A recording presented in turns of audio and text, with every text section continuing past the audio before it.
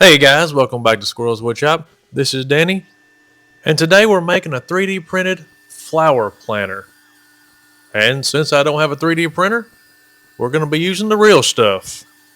Straight up homegrown wood from a tree, from my neighbor's yard. But he was done with it, or at least I hope he was. But anyways, my wife and kids are getting into growing all these house plants, and my little girl needed a pot to put them in. And so they hopped on the internet and started looking up flower planters. Now, I don't know the difference between a planter and a pot, but I guess there might be a difference. We'll call them pots. Anyways, they come across one that they really liked. And this is what it looked like. So, being the dad and husband that kind of enjoys making things, I told them absolutely not. There's no way I can make that. That thing's 3D printed. I don't even know how he printed it like that. I don't have a scoop that just goes in there and grabs the wood and scoops it out like soft serve ice cream. I mean, I'm signed up for all the Rockler and Woodcraft emails I get, and I've never seen a router bit that's called ice cream scoop. They just don't make it that I know of. But I knew I needed to get started on something because she's going to need a pot, whether it was that one or not. So these logs were pretty wet still.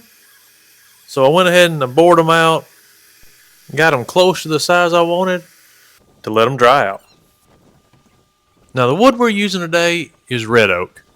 Not as popular as its favorite cousin, the white oak, but it still do pretty good for this project. There's really only two things you need to worry about. Red oak has a tendency of splintering. So when you got this thing on the lay and you're running through there, make sure your tools are good and sharp, or use carbide. And that's what we used. The other thing is that whenever you're done, go ahead and wipe down all your tools, lathe bed and everything, because it will stain them, especially if your wood is still green, like ours was. Oh, and it will make a mess. But I guess that's any kind of wood. So at this point, I got the whole log bored out. And now I needed to make a bottom for it. So we grabbed some of that wood that we cut off originally, and we took it over here to the joiner and got us two flat sides. This is going to allow us to take it over here to the bandsaw, and that one smooth side is going to ride on the fence while the other one is sitting on the table. Now that we got it cut, all that's left is tracing out the inside, and we are well on our way to having a good looking bottom that absolutely nobody is going to see. But it's still necessary. So we slid out the scroll saw, kind of got real close to that line, but before I could finish, I got busted by the supervisor. Luckily I was working, and she really ain't the type to bird dog you. But now that she's out of the way, I was able to finish these up over here on the disc sander. Once I got it the way I wanted it, I glued it up. And since this wood was still wet, I set it off to the side, hoping it would dry and not crack. So after about a week of me putting it in the microwave and drying it out here and there, she was as dry as she was going to get and time to shape up the way she needs to be. We started on the outside reshaping this thing because after it dries, it's going to have some kind of shape to it. And it's not going to be round the way you left it. So here we're just truing it back up. Then we're going to take it on the inside and do the same thing. Now the whole time I'm doing this, I'm still trying to think of a way to make those ice cream scoops work on this pot. And I just can't seem to figure it out. But then I remembered. I got the ace in my pocket. So I got a hold of the only man that I knew that could make it work. A man that's got a noggin on him that would make Albert Einstein blush. And the only one that I know that's got a U.S. patent named after himself. The one and only Squirrel. Now that he was on the case, I could use all my brain power to something useful, like filling these cracks in this pot. But while I was doing that, I had this idea come across me that I just couldn't let go. Since we're doing this nice fancy red oak pot, wouldn't it be something if I could do the same thing in case, you don't have a neighbor that's got a red oak tree in their yard? So I thought about it, and I'm pretty sure everybody's got some 2x4s laying around. So I thought, let's make one out of 2x4s. So while this all was drying up, we grabbed some 2x4s and started cutting. Now these 2x4s are the exact same ones you're going to find at your local hardware store, Lowe's or your Home Depot. They're going to be bent and warped and twisted and knotty, and they're going to have rounded edges. That's just the way they come. So in order for us to make these things into a pot, we're going to have to get rid of, all that. Let's get back to bare wood here. So we cut them all up, and we took them over here to the joiner. And we're going to get rid of that rounded edges on them, the one side. Then we're going to lay them flat and make our second good straight edge. I did go ahead and do the third side. So I got 2 wide sides that are flat and 1 skinny side that's flat. The other side, we're fixing to cut it off, so don't even worry about it. We then brought them all over here to the table saw, and we set our blade to 15 degrees. Now you may be thinking, 15 degrees? That's an odd number to start with. And you'd be right. But we actually put this in on the computer, and it told us 15 degrees, so it's got to be right. But on the flip side, if it's not, I guess we got some funny looking firewood. So we ran all these through, making sure we cut off the side that wasn't jointed.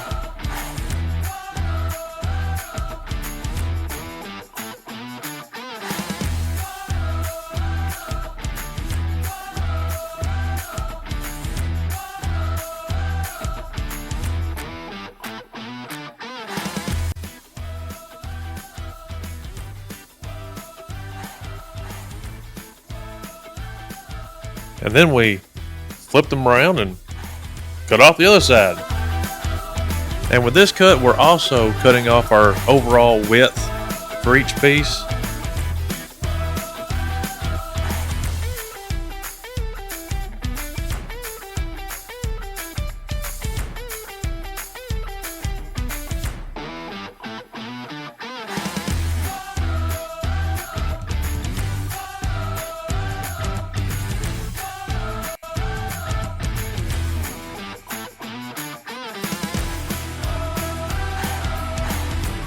So now we got all of our pieces cut.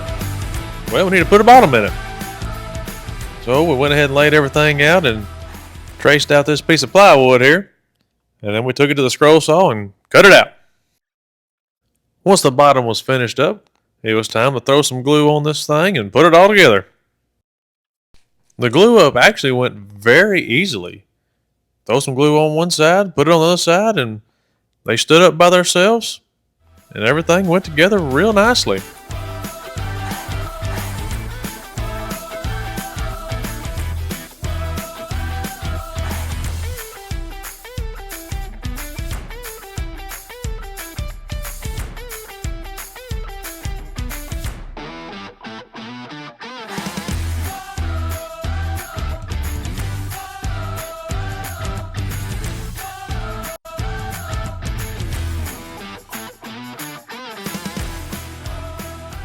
Now, I don't know what the best way to clamp all this stuff is, but I do know what seemed to be the best at this time, and that was rubber bands.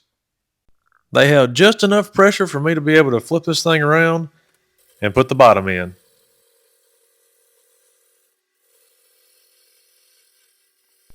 And once all that glue dried up, it was time to take her over to the lathe and really get her nice and round. These 2x4s were super soft, so I was just trying to take in real light passes. And since we'd already made them, them 15 degrees, there wasn't a whole lot to take off here. So we did a few passes and then we set everything up and did the inside. I don't know if you've ever seen one of these contraptions here, but it is nice. I mean, this pretty much eliminates all those awkward times that you're trying to get the inside of a bowl. You know, got your steady wrist kind of cattywampus in there, and you hope your gouge don't grab a hold of anything. Well, this kind of is a solution for all that.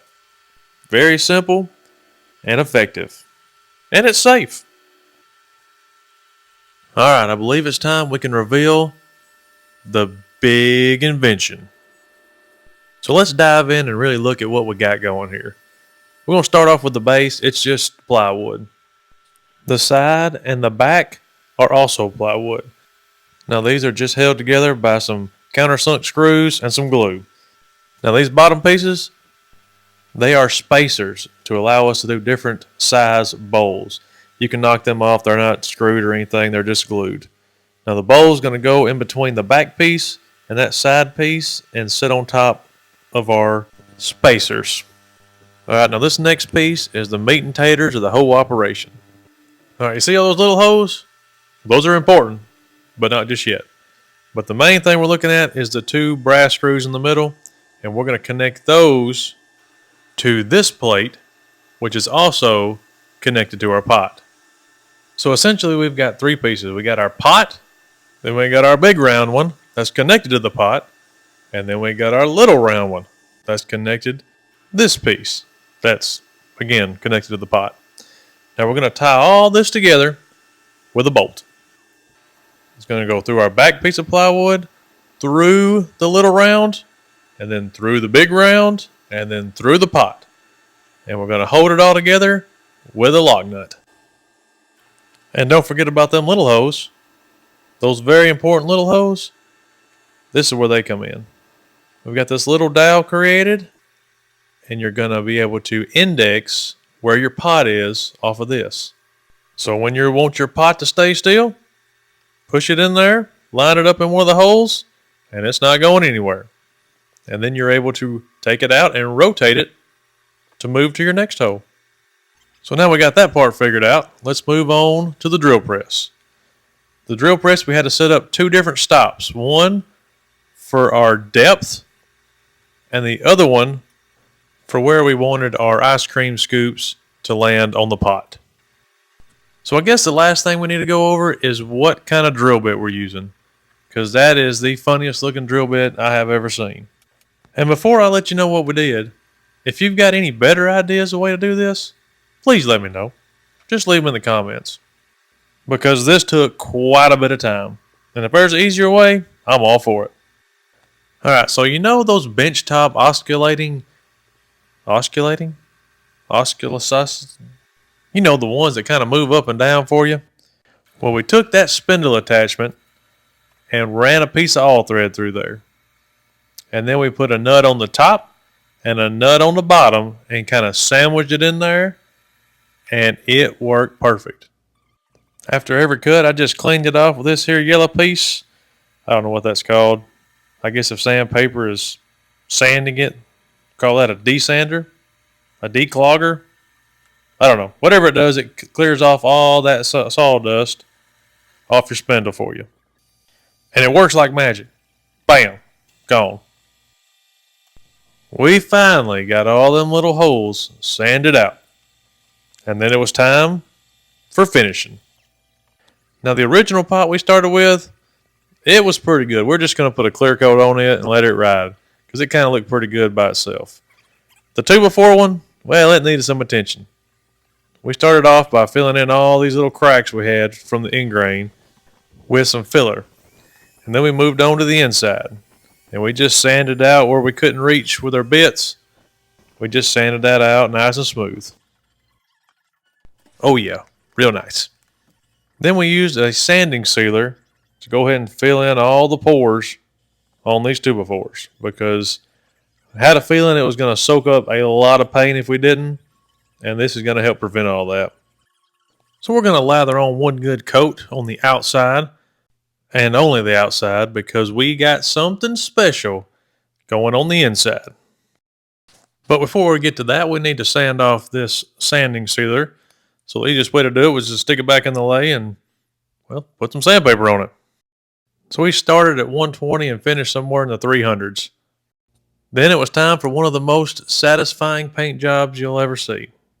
This sanding sealer really makes it nice and slick, and that paint goes on like butter. It is smooth, and you can tell. So we continued to lay this black butter around this pot, only getting the outsides again. And before we tell you the secret ingredient for the inside, now is a great time for you to hit that like button. Let us know that you at least made it this far in the video. That deserves something, right? And if you kind of like this and you want to see more, it wouldn't hurt our feelings one bit if you subscribed. Matter of fact, it'd make our day.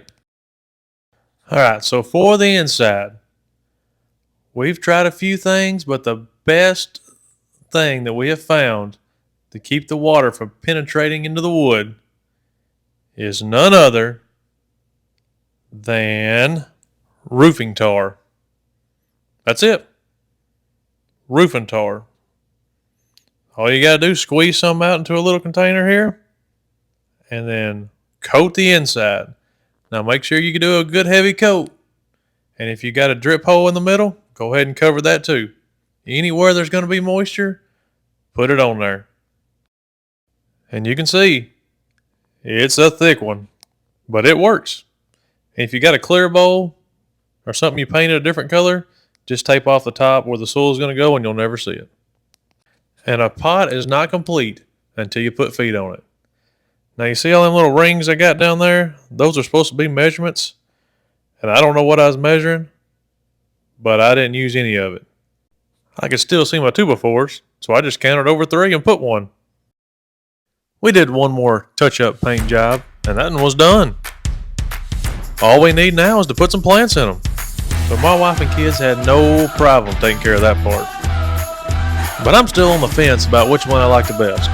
This natural wood really looks good, especially with the dark color of that prayer plant they got in there. But it's hard for me to vote against the black one. I like them both. So, let me know what you think. Which one's your favorite? The natural red oak or the black one? So put in the comments which one you like the best, and the one with the most, well, I guess that'll be the winner. Anyways, guys, thanks for watching, and God bless you.